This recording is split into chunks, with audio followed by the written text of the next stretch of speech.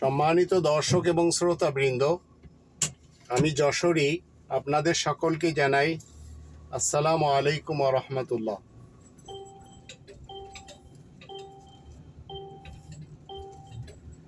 রবের শান্তির রাজ্যে যেখান থেকে আপনারা আমাকে দেখছেন এবং শুনছেন,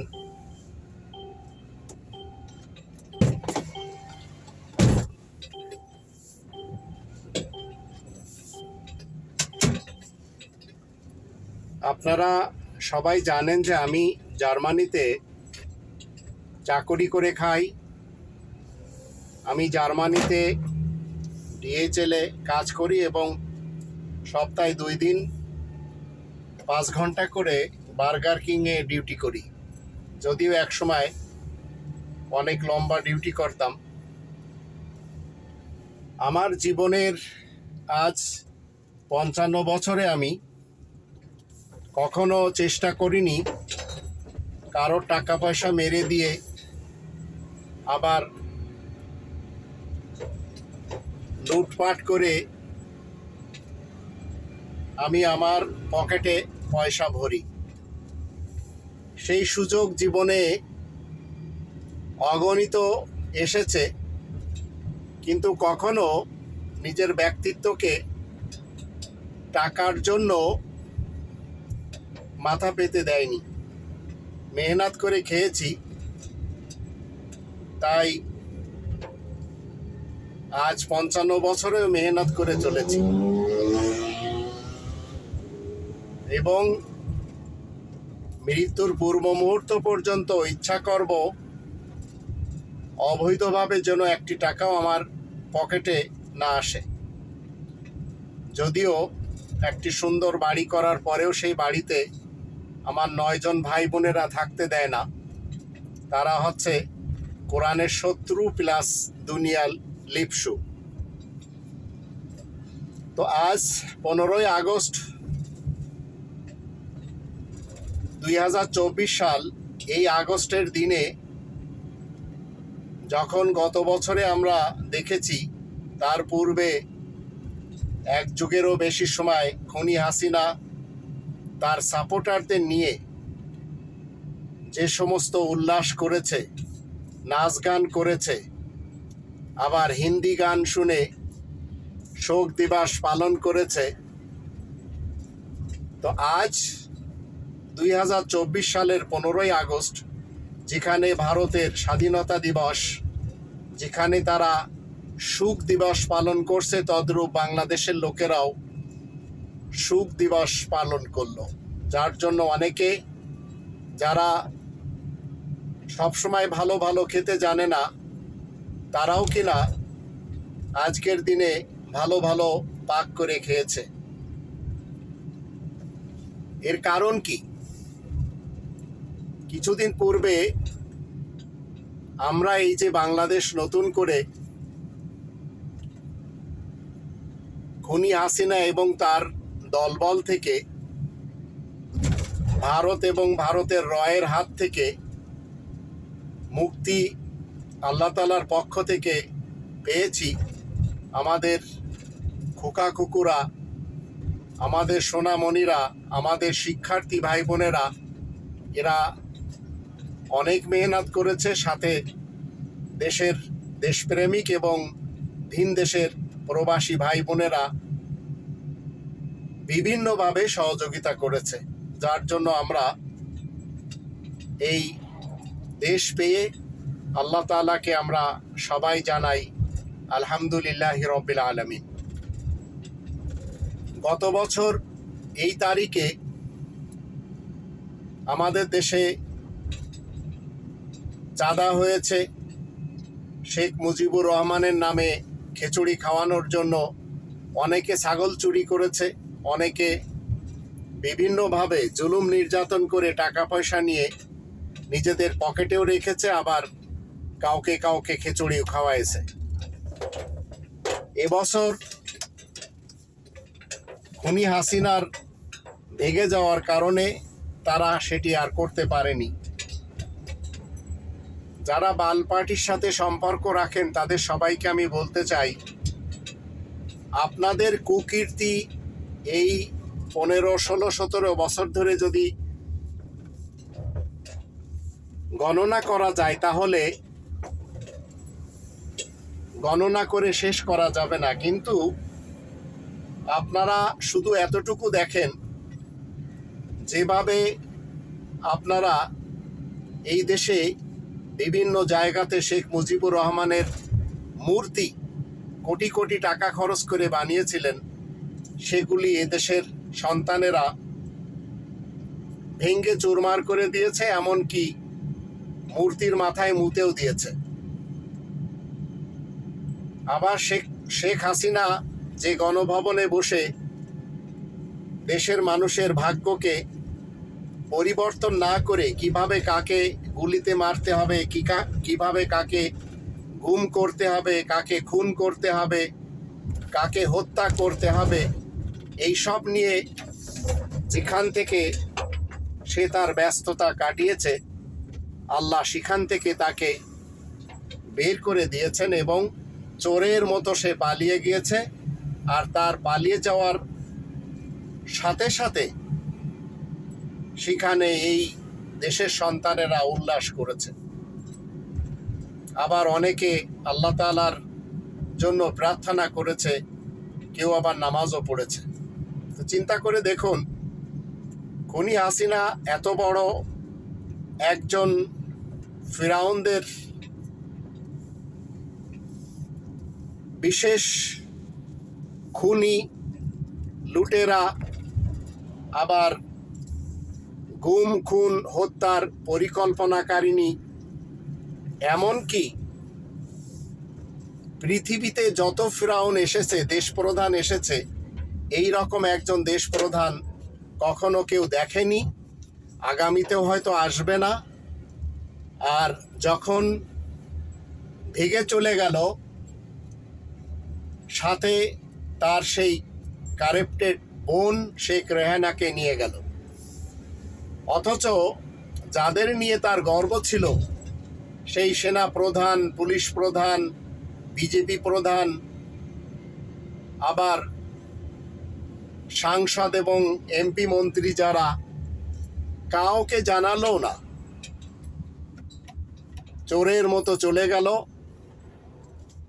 রক্তপাত আরো বেশি ঘটাতে চেয়েছিল, কিন্তু সেই সুযোগ আল্লাহ তাআলা দেননি। এখন যেখানে যে আশ্রয় নিয়েছেন, পৃথিবীর এতগুলি দেশ, সব দেশগুলিতে তিনি আশ্রয় চাওয়ার পরেও কেউ দেয়নি, ভারতও দিতে রাজি না। কিন্তু আমাদেরকে শেখানো হয়েছিল ভারতের সাথে বাংলাদেশের সম্পর্ক স্বামী স্ত্রীর। সেই স্বামী স্ত্রীর সূত্রে আজ খুনি হাসিনা সেই দেশেই আশ্রয় নিয়ে আজ একজন রিফিউজি, যে কিনা কিছুদিন পূর্বেই দম্ভ করে বলতো এই দেশ আমার, এই দেশ আমার বাবা স্বাধীন করেছে। তো এই ধরনের দম্ভ যে আল্লাহ পছন্দ করেন না, সেটা সে নিজেও জানে। তারপরেও তার পাঙ্গা ছিল রব্বানি বিধানের সাথে, যার ফলে আল্লাহ রাব্বুল আলামিন ছাড় দেন কিন্তু ছেড়ে দেন না। কোরআনের যদি আমরা 40 নম্বর সূরা 60 নম্বর আয়াত দেখি, সেখানে আল্লাহ বলছেন, ওয়াকালা রাব্বুকুম উদউনি আস্তাজিব লাকুম ইন্নাল্লাযীনা ইস্তাকবিরুনা আন ইবাদাতি সায়াদখুলুনা জাহান্নামা দাখিরিন। এবং তোমাদের সকলের রব, প্রতিপালক, সাস্টেইনার, তিনি কি বলছেন? তোমরা সবাই আমার দাসত্ব করো, আমার ইবাদত বন্দেগী করো, আমার কাছে চাও, তাহলে তোমাদের আবেদন আমি মঞ্জুর করব। তবে যারা আমার দাসত্বে, আমার ইবাদত বন্দেগীতে অহংকার দেখাবে, অহংকার করবে, অচিরেই তাকে যাতনাতে যেতে হবে।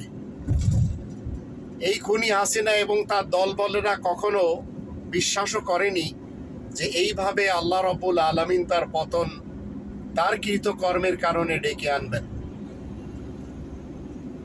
শেষমেশ যে দেশটিকে তারা যাতনার দেশ বানিয়েছিল, যে দেশটিকে স্বর্গরাজ্যের বিপরীত নরক রাজ্য বানিয়েছিল, আর এই নরককুণ্ড বানানোর জন্য যারা মেহনত করেছিল তার হয়ে, তারা মনে করেছিল আমরা দেশবাসীদেরকে অন্ধ রাখবো এবং আমরা কানা সেজে রাজত্ব করব। আমরা দেশবাসীকে নরকে রেখে স্বর্গে থাকব। তো আল্লাহ রাব্বুল আলামিন 5 নম্বর সূরা আল মাইদার 37 নম্বর আয়াতে বলছেন, ইউরিদুনা ইয়াখরুজু মিনান নার ওয়া মা হুম বিখারিজিনা মিনহা ওয়া লাহুম আযাবুম মুকিম। যাতনার বাসিন্দারা ইচ্ছা করবে যাতনা থেকে বের হয়ে যাওয়ার, কিন্তু তারা সেখান থেকে বের হতে পারবে না। তারা সেখানেই চিরস্থায়ী যাতনাতে থাকবে। এই সালমান এফ রহমান, এই আনিসুল হক, এই ব্যারিস্টার সুমন, এই তার বড় বড় পেটুয়া বাহিনীর যারা গডফাদার গডমাদার হিসেবে হাসিনাকে খুশি করার জন্য সেজেছিল, এদের কেউ কেউ বিমানবন্দর দিয়ে পালিয়ে গেছে, কিন্তু পলকের মতো বজ্জাত, ঠিক দরবেশ বাবার মতো বজ্জাত, এইভাবে অনেকেই পালাতে পারেনি, ধরা খেয়েছে। তারা এখন যাতনাতে রয়েছে। তারা বিভিন্নভাবে পালানোর জন্য চেষ্টা করেছিল, আর দেশপ্রেমিক বাহিনীরা তাদেরকে বিভিন্নভাবে বিভিন্ন জায়গা থেকে ধরে ফেলেছে। খুনি হাসিনার নেতৃত্বে যারা ছিল তাদের বিরুদ্ধে আমি খুনি হাসিনা সহ ইনশাআল্লাহ খুব তাড়াতাড়ি ইন্টারন্যাশনাল আদালতে কেস করতে যাচ্ছি। আপনারা দোয়া করবেন। কেস প্রায় আমার ফাইল রেডি করা। এখন আল্লাহ ছেড়ে দেন ছাড় দেন না, আবার আল্লাহ ছাড় দেন ছেড়ে দেন না। একটু চিন্তা করে দেখুন, এদেরকে কোরআনের বিধান মতে ইন্নাহুম ইয়াকিদুনা কায়দা ওয়া আকিদু কায়দা ফামাহিলিল কাফিরিনা আমহিলহুম রুওয়াইদা। এরা বিভিন্নভাবে ষড়যন্ত্র করে চলেছিল, আল্লাহ তাআলাও কৌশল করেছেন। আয়াত গোপনকারী এবং কোরআনের এই কনস্টিটিউশন অমান্যকারীদেরকে আল্লাহ রাব্বুল আলামিন কি করেন, একটি সময়ের জন্য ছেড়ে দেন, ঢিল দেন, আবার এদেরকে ধরা হয়। তো এই পাকড়াও এদেরকে করা হয়েছে। এখন এদেশে তাদের বিচার হবে, আর যারা ভিন দেশে পালিয়ে গেছে ওদেরকেও ইন্টারন্যাশনাল বিচারালয়ে আমি ডক্টর এ.কে.এম. মাহবুবুল্লাহ যশোরী আমার কিছু ভাই বোনদেরকে সাথে নিয়ে আমি অচিরেই এই কেস ফাইল করে দেব ইনশাআল্লাহ ইউরোপের বিভিন্ন আদালতে, বিশেষ করে হেগে। তো এখন এদেরকে স্বস্তিতে থাকতে দেওয়া যাবে না, আর এইটাকে বলা হয় কোরআনের ভাষায় সুন্নাতুল্লাহ, আল্লাহ তাআলার রীতিনীতি। কারণ 53 বছর ধরে আমাদের দেশে যারা লুটেপুটে খেয়েছে,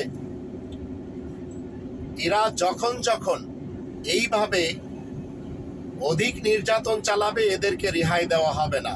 এর জন্য আমি আমার ব্যক্তিগত জীবনকে উৎসর্গ করে দেব এই দুর্নীতিবাজ, দুষ্কৃতিকারী, ভ্রষ্টাচার এবং নৈরাজ্য সৃষ্টিকারী পলিটিশিয়ানদের বিরুদ্ধে, এবং যারা উলামা লীগ আর উলামা দল হিসেবে যারা হিফাজত এবং তরিকত হিসেবে, যারা জামাত এবং চরমনাই হিসেবে আমাদের দেশে ধর্মজীবী করে খাচ্ছে, আগুনখোর বক্তা হুজুর যারা, পীর যারা, এদের বিরুদ্ধেও আমি সোচ্চার। কারণ আমি কোরআনের চলমান মুহাম্মদ উপাধি ধারণকারী আল্লাহ তাআলার বার্তাবাহকের একজন সঙ্গী সাথী। তো মুহাম্মাদুর রাসূলুল্লাহর সঙ্গী সাথী আপনারা যারা হতে চান, আপনাদের কিন্তু জানতে হবে 5টি দাবি আপনাদের পুরা করতে হবে। কোরআনের যে 5টি দাবি প্রত্যেকটি মানুষের জন্য আল্লাহ তাআলা নির্ধারণ করে দিয়েছেন। 1 নম্বর দাবি হচ্ছে কোরআনকে 100% বিশ্বাস করতে হবে। 2 নম্বর দাবি হচ্ছে কোরআনের ভাষায় কোরআনকে জানতে হবে। 3 নম্বর দাবি হচ্ছে মাতৃভাষায় কোরআনকে জানতে হবে। 4 নম্বর দাবি হলো কোরআন মতে জীবন কাটাতে হবে। আর 5 নম্বর দাবি হচ্ছে কোরআনের তাবলীগ করতে হবে। তারপরে আপনি যখন আয়াত প্রচার করবেন তখন আপনি প্রশংসিত হবেন আল্লাহ তাআলার দৃষ্টিতে এবং আপনাকে বলা হবে মুহাম্মদ। তো মুহাম্মাদুর রাসূলুল্লাহর সঙ্গী সাথী হলে আপনার শত্রু হয়ে যাবে কারা? যারা মুহাম্মদ ইবনে আব্দুল্লাহর অনুসারী। তো আমাদের দেশে যারা বিএনপি মার্কা মুসলমান রয়েছেন এবং বাল মার্কা মুসলমান রয়েছেন, বাল BAL বাল মানে বাংলাদেশ আওয়ামী লীগ মার্কা মুসলমান, এরা সবাই আমাকে শত্রু ভাববেই। তাই বলে যারা মানবতার বিপক্ষে কাজ করবে, যারা মনুষ্যত্ব অর্জন করে চলেছে, এদের বিরুদ্ধে আমি যখন যেখানে সুযোগ পাব কেস করে দেব। যেমনটি আমি আজ 2024 সালের এই অগস্ট মাসে শেখ হাসিনা এবং তার দলবলের বিরুদ্ধে করার জন্য প্রিপারেশন ফাইনাল করে নিয়েছি। মনে রাখবেন, এই খুনি হাসিনা আমাদের দেশের মানুষকে খুন করেছে, হত্যা করেছে। এর পূর্বেও যারা ছিল তারাও করেছে। যার জন্য আমাদের দেশে এখন চলমান যারা সরকারে রয়েছেন তাদেরকে আমি বাংলাদেশি সেবা পার্টির পক্ষ থেকে বলতে চাই, কি করতে হবে? এদের সকলকে বিচারের কাঠগড়ায় দাঁড় করাতে হবে। তাহলে জাতি কিছুটা হলেও স্বস্তি পাবে, কারণ এরাই এই দেশকে নরক বানিয়েছিল। আর এই নরককুণ্ড থেকে এরা এখন সবাই বেরোনোর জন্য পায়তারা করে চলেছে। আল্লাহ তাআলার মেহেরবানিতে হারুনের মতো, পলকের মতো, আবার দরবেশ বাবার মতো, আনিসুলের মতো আরও অনেকে যারা ধরা খেয়েছে, ওবায়দুল কাদেরও শুনেছি ধরা খেয়েছে এবং যশোর ক্যান্টনমেন্টে তাকে রাখা হয়েছে। মজার বিষয় হলো এরা কিন্তু সবাই উম্মতে মুহাম্মদ। এরা কেউ মুহাম্মাদুর রাসূলুল্লাহ সঙ্গী সাথীদের না, কেউ না।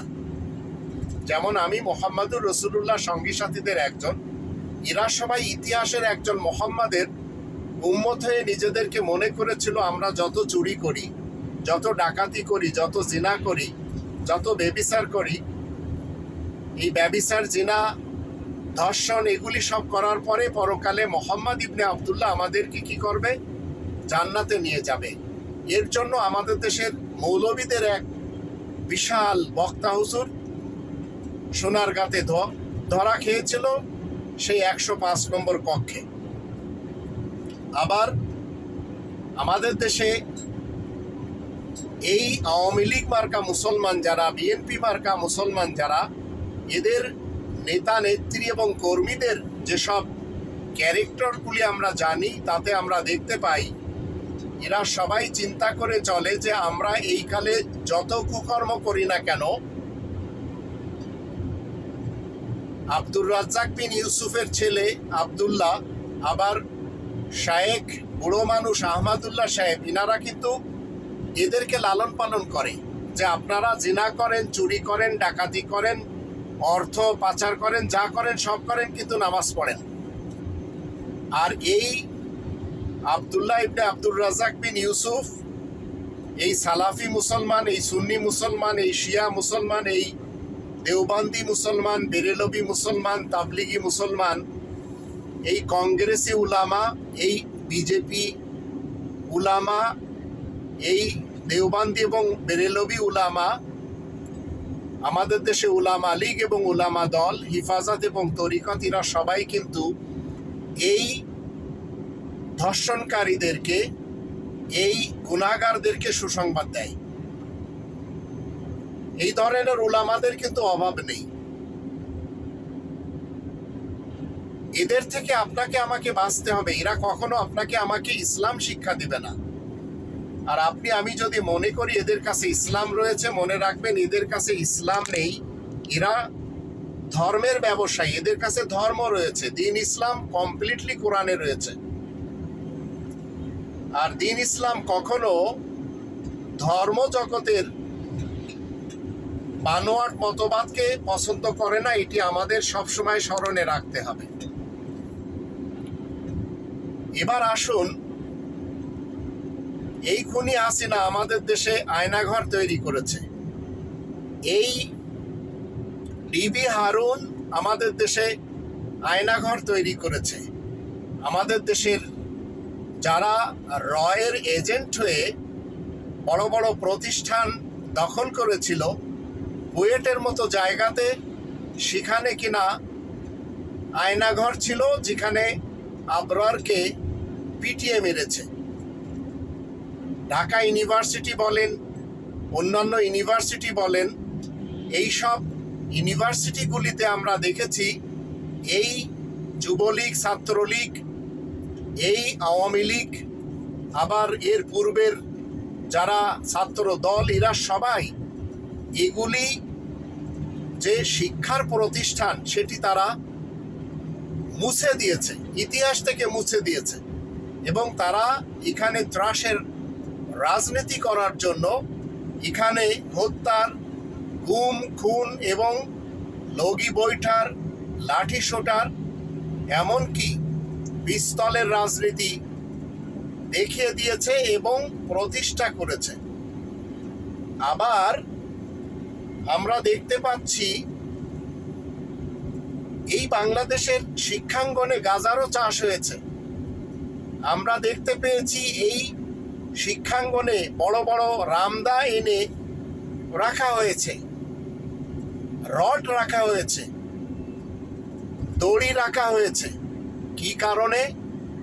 যারা ভারতের রয়ের বিরুদ্ধে, যারা খুনি দামোদর মোদির বিরুদ্ধে কথা বলবে, খুনি হাসিনার বিরুদ্ধে কথা বলবে, এদেরকে শেষ করে দিতে হবে। খুনি হাসিনা আমাদের বাকশক্তিকে রুদ্ধ করার জন্য আইন তৈরি করেছে। আবার সেই আইনের সাথে সাপোর্টার হচ্ছে 14 দল। মনে রাখবেন, দেশ প্রধান যখন কাউকে খুন করে, আর যখন দেশ প্রধানকে, যে কিনা খুনি, সে হাসিনা হোক খালেদা হোক, যারা তাকে সাপোর্ট করবে এবং কোনোভাবে তাদের সাপোর্টে আসবে, তারাও খুনি।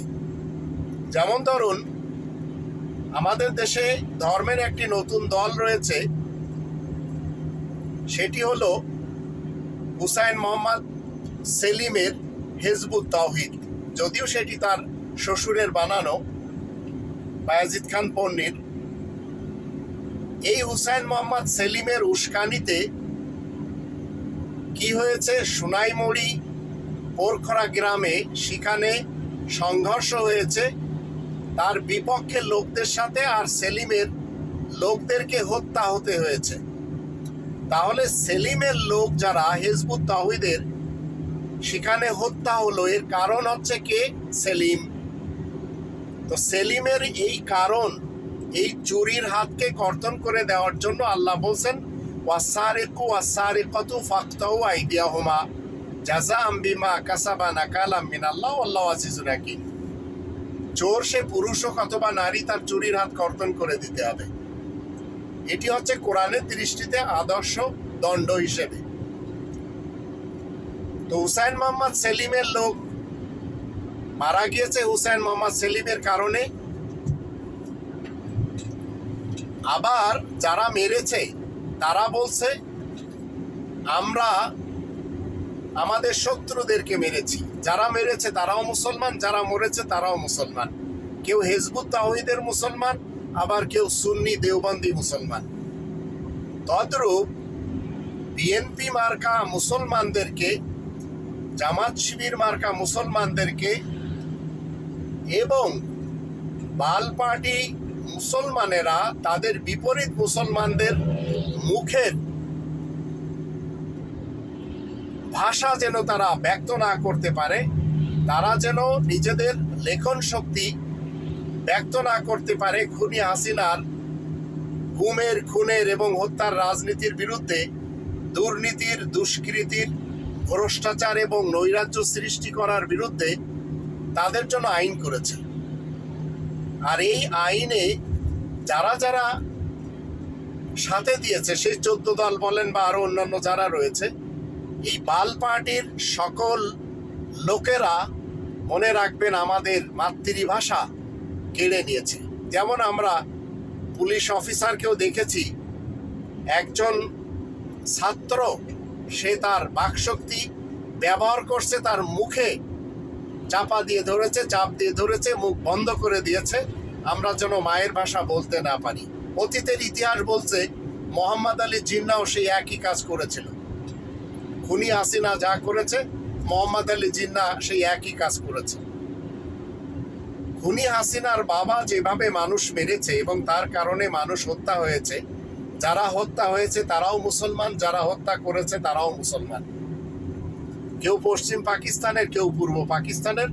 মাঝপথে সবচেয়ে বেশি মানুষ মেরেছে ইন্ডিয়ান আর্মিরা, আবার তাদের এক অংশ পাকিস্তান আর্মিদের পোশাক পরে আরো বেশি মানুষ মেরেছে এবং ধর্ষণ করেছে আমাদের মা বোনদের সাথে।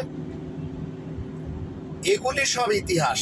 এখন একে একে সবাই সত্য ইতিহাস খুঁজবে, সত্য ইতিহাস লিখবে, সত্য ইতিহাস বলবে। আল্লাহ তাআলার মেহেরবানিতে আমরা এখন বাকশক্তি ব্যবহার করতে পারি। আমাদের দেশের হিন্দু ভাই বোনদেরকে আমি বলবো, বৌদ্ধ ভাই বোনদেরকেও বলবো, আবার যারা খ্রিস্টান ভাই বোন রয়েছেন তাদেরকেও বলবো, এমনকি মুসলমান, শিয়া, সুন্নি, সালাফি, আহমাদি, কাদিয়ানি, বাহাই, তাবলিগি, দেওবান্দি, বেরেলভি সবাইকে বলবো, আপনারা ধর্মের রাজনীতি করা বন্ধ করেন। ধর্ম আপনাদের পালন করতে হবে। আপনারা ধর্মশালায় যে পালন করেন তাতে কোনো সমস্যা নেই, কিন্তু দেশের মানুষের কষ্ট দিয়ে ধর্ম পালন করবেন না।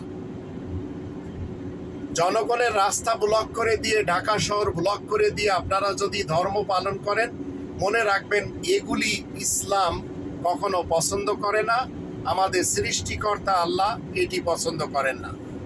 ঢাকা শহরে বিশ্ব ইজতেমার আখিরি মুনাজাতের কারণে কি করা হয়, পুরো ঢাকা শহরকে ব্লক করে দেওয়া হয়। আর 2024 সালের বিশ্ব ইজতেমার সময় আমি ঢাকাতে ছিলাম, আমি নিজেই কষ্ট পোহাইছি এবং হাজার হাজার মানুষকে দেখেছি তারা কষ্টে রয়েছে এই আখিরি মুনাজাতের সময়। এক স্থান থেকে আর এক স্থানে যেতে পারেনি। পুজোর সময়ও আমরা দেখেছি ঢাকাতে বিভিন্ন জায়গাতে, বিশেষ করে গোপীবাগে আমি এক সময় দেখেছি পুজোর কারণে রাস্তা ব্লক হয়ে আছে। এক জায়গা থেকে আর এক জায়গায় যাওয়া দুষ্কর হয়ে গেছে। এখন আপনারা সবাই বাংলাদেশি, আপনারা সংখ্যালঘু আর সংখ্যাগরিষ্ঠ এই শব্দটি চিরতরের জন্য ভুলে যাবেন। এটি শেখ হাসিনার বানানো। আমরা কেউ সংখ্যালঘু সংখ্যাগরিষ্ঠ না। আপনাদের যদি সংখ্যালঘু হিসেবে কাউকে বলতে হয় তাহলে আপনারা আমাকে বলতে পারেন। আমি একজন রবের শান্তির রাজ্যে বাংলাদেশের নাগরিক হিসেবে সংখ্যালঘুদের অন্তর্ভুক্ত, কারণ আমি কোরআন এবং কাবাকে মানি। আমি 24 জন নবী রসুলদেরকে মেনে জীবন কাটাই, আর মোহাম্মদুর রসুল্লাহর আমি সঙ্গী সাথীদের একজন, যার ফলে আমি এই দেশে সংখ্যালঘুদের একজন। 40 বছর ধরে আমি কোরআনের কথা বলি। আমার কাছে 40 জন লোকও নেই, যদিও আমি বাংলাদেশি সেবা পার্টিকে পছন্দ করি, যে পার্টি 8 নম্বর সূরা আল আনফালের দৃষ্টিতে যেখানে লেখা রয়েছে খনিজ সম্পদ হচ্ছে প্রত্যেকটি মানুষকে দাঁড় করানোর জন্য, আল্লাহ এবং আল্লাহ রসুলের কাজের জন্য। তাই এমন একজন মাসিহা আমাদের দেশে আসবে, এমন একজন ব্যক্তিত্ব সেবক হিসেবে আসবে বাংলাদেশি সেবা পার্টির পক্ষ থেকে, যে এই দেশের খনিজ সম্পদের যাবতীয় অর্থগুলি সব এই 18 কোটি মানুষের মাঝে বন্টন করে দিবে। আর যখন বন্টন হবে তখন 18 কোটি মানুষ সবাই কোটিপতি হয়ে যাবে। খুনি হাসিনা আমাদের বাকশক্তি রুদ্ধ করেছে, আমাদের চলাফেরা উঠা বসা সব কিছু নিয়ন্ত্রণ করার লক্ষ্যে এমন এমন কথা বলেছে যে যারা যারা তার বিপরীত তাদের দিয়ে জেল ভর্তি করে রেখেছে। আবার সেই খুনি হাসিনা কখনো বলেছে অমুক তমুক, আবার কথা বললে জেলে পাঠিয়ে দিব। বিশেষ করে খুনি খালেদা জিয়ার ব্যাপারে বলেছে, আবার অনেকের ব্যাপারে বলেছে, যেমন মিজানুর রহমান আজহারি, একজন ধর্মের আমাদের দেশে ব্যবসায়ী, একজন ধর্মের বক্তা। মনে রাখবেন, এরা কেউ ইসলামের বক্তা না, এরা হচ্ছে ধর্মের বক্তা এবং ধর্ম ব্যবসায়ী। তাকেও কিনা ইন্ডিকেট করে বলেছে যদি সাহস থাকে তাহলে দেশে আসুক। আর আমি এখন মিজানুর রহমান আজহারি সাহেবকে বলবো, বাংলাদেশি হিসেবে আপনি যদি দেশে আসতে চান আপনি আসবেন। এমনকি যাদের সবচেয়ে বেশি ভয় পেয়েছে খুনি হাসিনা, তাদের ভিতরে নাজমুস সাকিব বলেন, তাদের ভিতরে কনক সরোয়ার বলেন, তাদের ভিতরে পিনাকি ভট্টাচার্য বলেন, তাদের ভিতরে ইলিয়াস সাংবাদিককে বলেন, এমনই অনেকেই রয়েছেন। আবার শাহেদ আলম নামক একজন সাংবাদিক, যিনি কিনা একসময় তরফদারি করেছেন ইসকনের। তো এরা সবাই এখন বাংলাদেশে আসতে এবং বাংলাদেশে এসে ভালো ভালো জায়গাতে এদের বসানোর জন্য আসতে কোনো তাদের জন্য বাধা না দেওয়া হয় আর তাদেরকে ভালো ভালো জায়গাতে, যে উপযুক্ত জায়গা তাদের জন্য সুইটেবল, সেখানে বসানোর জন্য আমি চলমান সরকারের কাছে, বিশেষ করে ডক্টর ইউনূস সাহেবের কাছে আবেদন করব বাংলাদেশি সেবা পার্টির পক্ষ থেকে। এবার আসুন, খুনি হাসিনা যেভাবে গোপালগঞ্জের লোকদেরকে সবচেয়ে বেশি প্রায়োরিটি দিয়েছে, ভিন দেশ থেকে গোপালগঞ্জের লোকদেরকে নিজ দেশে এনে পুলিশের বড় অফিসার বানানো হয়েছে, আবার আর্মিতে দেওয়া হয়েছে, আবার বিভিন্ন বাহিনীতে তাদেরকে ফিট করা হয়েছে। এখন সময় এসেছে এদেরকে তদন্ত করে এরা আসলে যোগ্যতা রাখে কিনা সেটি পরীক্ষামূলক এদেরকে ইন্টারভিউ নিয়ে যদি এরা জিতে যায় তাহলে এদের ভালো ভালো যে স্থানে এদের বসার উপযুক্ত সেখানে অবশ্যই বসানো হবে, তাতে কোনো সমস্যা নেই। তবে যারা আর্মিদের গাড়িতে হামলা করেছে এবং যারা করিয়েছে, যার ইশারাই হয়েছে, আর্মিদেরকে আমি বলবো আপনারা সুবিচার করবেন তাদের সাথে। আবার গোপালী যে নামটি খুনি খালেদা জিয়া বলেছিলেন যে এটি মুছে দেওয়া হবে, আমি তার পক্ষে না, কখনো না। তবে গোপালগঞ্জ জেলাটা যদি তার আশেপাশের জেলাগুলির সাথে আবার ভাগ বাটোয়ারা করে দেওয়া হয়, যেমন নড়াইল, যেমন খুলনা, যেমন ফরিদপুর, আবার রাজবাড়ী, এখন এইভাবে যদি দিয়ে দেওয়া হয় তাহলে মানুষ গোপালগঞ্জকে অন্তত ভুলে যাবে আর এই ঘৃণার সাথে নাম নেবে না। এটি আমি চলমান সরকারের কাছে, বিশেষ করে ডক্টর ইউনূস সাহেবের কাছে আবেদন করতেই পারি। গোপালগঞ্জবাসী ভাই বোনদেরকে আমি বলতে চাই, আপনাদেরকে যেভাবে খুনি হাসিনা সন্ত্রাস বানিয়ে রেখেছে, আপনাদের সন্তানদেরকে যুবলীগ, ছাত্রলীগ বানিয়ে তাদের হাতে যেভাবে অস্ত্র ধরিয়ে দিয়েছে, মনে রাখবেন আপনাদের সন্তানদের ভবিষ্যৎ নষ্ট করে দিয়েছে। আর খুনি হাসিনা সেটি করতে বাধ্য, কারণ তার এই দেশে কেউ নেই। তার আপন বোন শেখ রেহানা, সে যে বাণিজ্য করেছে আমাদের দেশে, তারেক সিদ্দিককে সাথে নিয়ে, তার ভাসুরকে, এবং আয়নাঘর তৈরি করা হয়েছে, আর প্রত্যেকটি সেক্টর থেকে যেভাবে কমিশন বাণিজ্য করেছে, সেই শেখ রেহানার সন্তান বাংলাদেশের কোনো সন্তানদের সাথে বিয়ে করেনি। খুনি হাসিনার সন্তান সজীব অজের জয়, সেও কোনো বাংলাদেশি স্ত্রীকে গ্রহণ করেনি। আবার খুনি হাসিনার মেয়ে পুতুলকে যেভাবে বাংলাদেশি ছেলের সাথে বিয়ে দেওয়া হয়েছিল, সেও কিনা একজন রাজাকার ফ্যামিলির বাপের সন্তান, সেখান থেকেও তালাক হয়ে গেছে। এখন অনেকে বলছেন পুতুলের উচিত তার অন্যান্য ভাই বোনদেরকে ফলো করতে, যে ভিনদেশি কোনো চামারের সাথে বা ভিনদেশি কোনো মুচি মেথরের সাথে বিয়ে করতে, যেমন জয় করেছে। আমি আমার জীবনে এই 55 বছরের জীবনের ভিতরে 10-12 বছর দেশে ছিলাম, বাকিটা প্রবাসে কাটিয়েছি। ইউরোপে আমার প্রায় 30 বছর হয়েছে। আমি কোনো বাংলাদেশিদেরকে দেখিনি ইউরোপের ভালো কোনো ফ্যামিলির কোনো মেয়ের সাথে বিয়ে করতে। যাদেরকে দেখেছি, কেউ হয়তো মেথরের, কেউ হয়তো মুচির, কেউ হয়তো নিচু শ্রেণীর, যারা এদের মেয়েদের সাথে বিয়ে করেছে, কেউ হয়তো টুকাইয়ের মেয়ে বিয়ে করেছে। তো সচিব হজের জয়, মনে রাখবেন, কোনো মন্ত্রীর মেয়ে অন্তত বিয়ে করেনি। তো এখন আপনারা সবাই মিলে দেশকে গড়ার জন্য যারা চলমান সরকারে রয়েছেন, এদেরকে সহযোগিতা করলে অবশ্যই এরা ভালো কোনো একটা কিছু আমাদের সামনে এনে দিবে। যদিও ভারতের মিডিয়াগুলি যত অপপ্রচার রয়েছে, যত ধরনের অপপ্রচার কত প্রকার কি এগুলি বিশদভাবে তারা তাদের টেলিভিশনগুলি, তাদের মিডিয়াগুলি, তাদের ফেসবুক, ইউটিউবে আমরা দেখতে পাচ্ছি। এর অর্থ কি?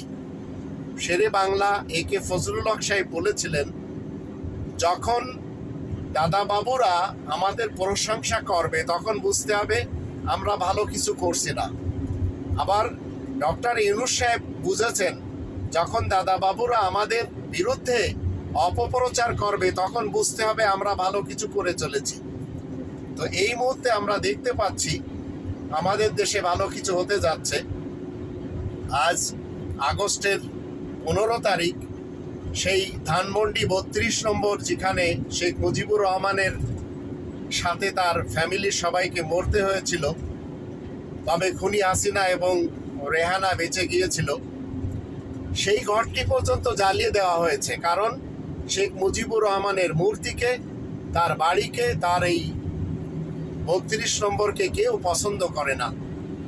আর এটি হতেই পারে, কারণ তারই এই মুজিব ফ্যামিলি আর অন্যদিকে জিয়া ফ্যামিলি, এই দুটি ফ্যামিলি কিন্তু আমাদের দেশ লুটে পুটে খেয়ে 53 বছর পার করিয়ে দিল।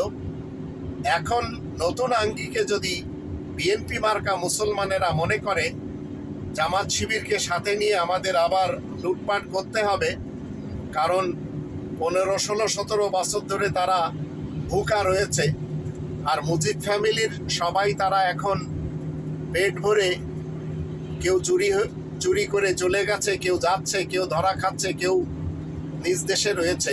চলমান সরকারকে আমি বলবো, বিএনপি মার্কা মুসলমান যেন এদেশে চুরি করার জন্য আবার না আসতে পারে, আর বাল মার্কা মুসলমানেরা চুরি ছেঁচড়ামি করে যা কিছু ভিন দেশে নিয়ে গেছে সেগুলি যেন ফেরত আনা হয়। এর জন্য চলমান সরকারের সকলকে অবগত করাচ্ছি বাংলাদেশি সেবা পার্টির পক্ষ থেকে, কারণ আমি বাংলাদেশের একজন সেবক, আর এই সেবকদের এখন সেবক সেবিকাদের আল্লাহ রহমতে অভাব নেই। তো আমরা সবাই মিলে বাংলাদেশি সেবা পার্টির এক একজন ব্যক্তি, এক একজন আমরা সবাই সদস্য। এই খুনি হাসিনা যেভাবে মানুষকে মেরেছে, পিলখানার সাথে তার যে ট্র্যাজেডি আমরা দেখেছি যা করেছে, সে একা করতে পারেনি, কারণ তার সাথে রয়ের এবং ভারতের পূর্ণ সাপোর্ট থাকার কারণে হয়েছে। আবার গ্রেনেড হামলা খুনি খালেদা জিয়ার যুগে হয়েছে। এখন জাতির প্রত্যেকটি সত্যবাদী যারা রয়েছে তাদেরকে 33 নম্বর সূরা আল আহজাবের 70 নম্বর আয়াত মতে সত্য কথা বলতে হবে। কুলু কওলান সাদীদা, এবং আমরা যারা সত্য বলে চলেছি আমাদেরকে সত্যবাদীদের সাথে থাকতে হবে। 9 নম্বর সূরা তাওবার 119 নম্বর আয়াত মতে, ইয়া আইয়ুহাল্লাযীনা আমানুত্তাকুল্লাহা ওয়া কুনু মা'আস সাদিকিন। তো এখন আপনি বাল পার্টি করেন অথবা বিএনপি করেন, আপনি যদি মনে করেন যে আপনাদের মাথার ভিতরে ঢুকে দেওয়া হয়েছে আপনারা কেউ জিয়ার সৈনিক, আপনারা কেউ মুজিবের সৈনিক, তো এই সৈনিক হয়ে যদি আপনারা নিজেদেরকে মনে করেন আমাদের এখানেই থাকতে হবে, তাহলে আপনাদের দিয়ে দেশের কোনো কল্যাণের কাজ কখনো অতীতে যেমন হয়নি আগামীতেও হবে না। আবার উলামা লীগ এবং উলামা দল যারা রয়েছেন, যারা মোহাম্মদ ইবনে আবদুল্লাহর মূর্তিকে ধারণ করে নিজেরা তাদের গার্বেজ মতবাদগুলি প্রচার করে নিজেদেরকে মনে করেন আমরা উলামা লীগের হয়ে থাকবো, আর এক দল যদি বলেন আমরা উলামা দল হয়ে থাকবো, তো আপনাদের দিয়ে ইসলামের কোনো উপকার কখনো হয়নি, হবেও না। আমি চলমান মোহাম্মদুর রসুলুল্লাহ সঙ্গী সাথী হয়ে আপনাদেরকে বলতে চাই, আপনারা হিফাজত থেকে তওবা করুন, তরিকত থেকে তওবা করুন, জামাত শিবির থেকে তওবা করুন, পীর মুরিদি চরমোনাই শর্ষিনা আটরশি থেকে তওবা করুন। আপনারা মোহাম্মদুর রসুলুল্লাহ ওয়া খাতামান নাবিয়িন দ্বারা সত্যায়িত, যা কোরআনের 114টি সূরা 6348টি আয়াতে রয়েছে, এগুলি মেনে চলার চেষ্টা করুন। আর উলামা লীগ এবং উলামা দল থেকে আপনারা তওবা করে জাতিকে কোরআনের কথা বলুন। আর এই ধর্মজীবী করে আপনারা যারা খাচ্ছেন, আপনাদেরকে 2 নম্বর সূরা আল বাকারার 174 নম্বর আয়াত মতে আগুনখোর উপাধি দেওয়া হয়েছে। আল্লাহ বলছেন, যারা আল্লাহ তাআলার আয়াত সামান্য অর্থের বিনিময়ে যারা এই বিক্রি করে খাচ্ছে, তারা ইয়াকুলুনা ফি বুতুনিহিম নারা, তারা নিজেদের পেটে আগুন ছাড়া কোনো কিছু ভরে না, খায় না। তো আগুনখোর হয়ে আপনারা কি করেছেন? জনগণের অর্থ, জনগণের সম্পদ ধর্মের নামে চাঁদা করে খেয়েছেন। এগুলি বাদ দেন, এগুলি ইসলাম কখনো পছন্দ করেনি, কখনো পছন্দ করেও না। তাই আমি আপনাদেরকে বলবো, আপনারা ধর্মের নামে যত খোয়ার তৈরি করেছেন, এগুলি ইসলামের খোয়ার একটিও না। এই ধর্মের খোয়ার মাদ্রাসাগুলিতেই আপনারা আপনাদের এক অংশকে আমরা দেখতে পাচ্ছি, আপনারা কেউ পাশা মারেন, বলৎকার করেন, আবার কেউ ধর্ষণ করে কি করে চলেছেন, আপনারা মানুষ মেরে চলেছেন, ছোট ছোট শিশুদের সাথে বলৎকার করে মেরেও ফেলে দিয়েছেন। এই রকম ইতিহাস আমরা একের পর এক বিভিন্ন গণমাধ্যমের মাধ্যমে দেখতে পাচ্ছি এবং আমরা পড়েও থাকি। কোরআনের 5টি দাবি যদি আপনারা নিজেরা মানেন এবং কোরআনের 5টি দাবি যদি আপনারা জাতিকে শিক্ষা দিতে পারেন, তাহলে আপনারা কাজ করেন। না হলে আপনারা এই ওয়াজ মাহফিল করা, এই গীবত গিল্লা করা, একে অপরের বিরুদ্ধে নিন্দাবাদ করা, এগুলি সব বাদ দেন। এগুলি ইসলাম কোনোভাবেও পছন্দ করে না। আর আপনারা যারা নিজেদেরকে মনে করে চলেছেন আপনারা ইসলামের সৈনিক, আপনারা ইসলামের প্রচারক, মনে রাখবেন আপনারা কেউ ইসলামের প্রচারক না। আপনারা হচ্ছেন সব আপনাদের আসলাফ এবং আকাবিরদের যে মতবাদ, সেইগুলি প্রতিষ্ঠা করার লক্ষ্যে কাজ করে চলেছেন। মোহাম্মদুর রসুলুল্লাহ ওয়া খাতামান নাবিয়িন দ্বারা সত্যায়িত করা ইসলাম কমপ্লিটলি কোরআনে রয়েছে। আর আপনারা মোহাম্মদ ইবনে আবদুল্লাহর যে মতবাদ, হাদিসের মাধ্যম দিয়ে, ফিকা এবং উসুলের মাধ্যম দিয়ে, সিরাত এবং শানে নুজুলের মাধ্যম দিয়ে, তাফসির এবং ফলসফার মাধ্যম দিয়ে জাতিকে শিক্ষা দিতে চাচ্ছেন, এগুলি থেকে আপনারা বিরত থাকুন। এগুলির সাথে ইসলামের কোনো সম্পর্ক নেই। তাই আমি আপনাদের সবাইকে বলতে চাই, আপনারা ধর্মজীবী করে না খেয়ে কর্মজীবী হন। আপনারা উলামা লীগ এবং উলামা দল, কংগ্রেসি মোল্লা এবং বিজেপি মোল্লা না হয়ে, দেওবন্দি মোল্লা না হয়ে, বেরেলি মোল্লা না হয়ে, আবার আরব শায়েকদের মতো যারা আমাদের দেশে শায়েক বুড়ো মানুষ হিসেবে পরিচয় দিয়ে চলেছেন, সালাফি মুসলমান সমাজ বিশেষ করে, তাদের মধ্যে আবার অনেকগুলি ফিরকা, পার্টি, মাসলাক, মাযহাব রয়েছে। এগুলি সব বাদ দিয়ে জাতিকে যদি পারেন কোরআনের 5টি দাবি শিক্ষা দেন। 1 নম্বর দাবি, আবার বলছি, কোরআনকে 100% বিশ্বাস করতে হবে। 2 নম্বর দাবি, কোরআনের ভাষায় কোরআনকে শিখতে হবে। 3 নম্বর দাবি, মাতৃভাষায় কোরআনকে জানতে হবে। 4 নম্বর দাবি, কোরআন মতে জীবন কাটাতে হবে। আর 5 নম্বর দাবি, কোরআনের প্রচার প্রসার করতে হবে। এগুলি যদি আপনারা পারেন তাহলে আপনারা অবশ্যই ভালো মানুষ হবেন। আপনারা আমার মতো সংখ্যালঘুদের অন্তর্ভুক্ত হয়ে যাবেন। আর সংখ্যাগরিষ্ঠ হয়ে আপনারা মামুনুল হকের মতো গলা ফাটিয়ে ফাটিয়ে যদি আপনারা চিল্লাপাল্লা করেন, তো আপনারা মামুনুল হকের চরিত্র সবই দেখেছেন। আপনাদের দৃষ্টিতে ফুলের মতো পবিত্র হতে পারে, কারণ এই মামুনুল হকের সিরাজগঞ্জের একটি চরিত্র রয়েছে, সেটিও আপনারা অনেকে জানেন। আবার সোনারগাঁয়ের একটি চরিত্র রয়েছে, সেটিও আপনারা জানেন। আবার এই মামুনুল হকের হুঙ্কারে হেফাজতের কতগুলি মানুষকে ব্রাহ্মণবাড়িয়াতে মৃত্যুর ঘাটে পৌঁছে দিয়েছিল বিজেপি, সেটিও আপনারা জানেন। তো খুনিদের পিছনে আপনারা না যেয়ে, সেই খুনি যেই হোক না কেন, আপনারা মুহাম্মাদুর রাসূলুল্লাহর সঙ্গী সাথী হন। দেখবেন কোরআন আমাদেরকে শিক্ষা দিচ্ছে। 48 নম্বর সূরা আল ফাতহ এর 29 নম্বর আয়াতের শুরুতে মুহাম্মাদুর রাসূলুল্লাহ আয়াত প্রচারের কারণে প্রশংসিত মুহাম্মদ আল্লাহ তাআলার বার্তাবাহক রাসূল। ওয়াল্লাযীনা মাআহু আশিদ্দাউ আলাল কুফফারি রুহামাউ বাইনাহুম, যারা তার সঙ্গী সাথী, তারা আয়াত গোপনকারীদের ব্যাপারে কঠোর আর নিজেদের মধ্যে রহমদিল।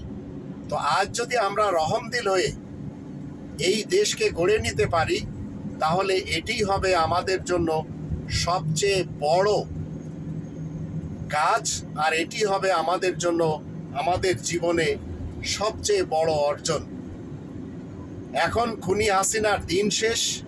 আবার যদি আপনারা মনে করেন খুনি খালেদা জিয়াকে এনে পুনরায় অতীতে যা কিছু হয়েছে, গ্রেনেড হামলার মতো ঘটনা, আবার তাদের অপছন্দের লোকদেরকে নিধন করতে হবে, তো এগুলি বাদ দিয়ে এখন জাতি চায় না কোনো ধরনের ব্যানার কেউ নিজেদের শিক্ষাঙ্গনে ঝুলিয়ে রাখুক, হোক সেটি ইসলামী ছাত্র শিবির অথবা যুবলীগ ছাত্রলীগ অথবা যুবদল ছাত্রদল অথবা ছাত্র ইউনিয়ন ছাত্র সেনা। এই ধরনের ব্যানার মানুষ আর দেখতে চায় না, কারণ এগুলি দেখে দেখে মানুষ, তারা কি হয়েছে, তারা তাদের চিন্তা শক্তিকে খোয়াইয়ে ফেলেছে।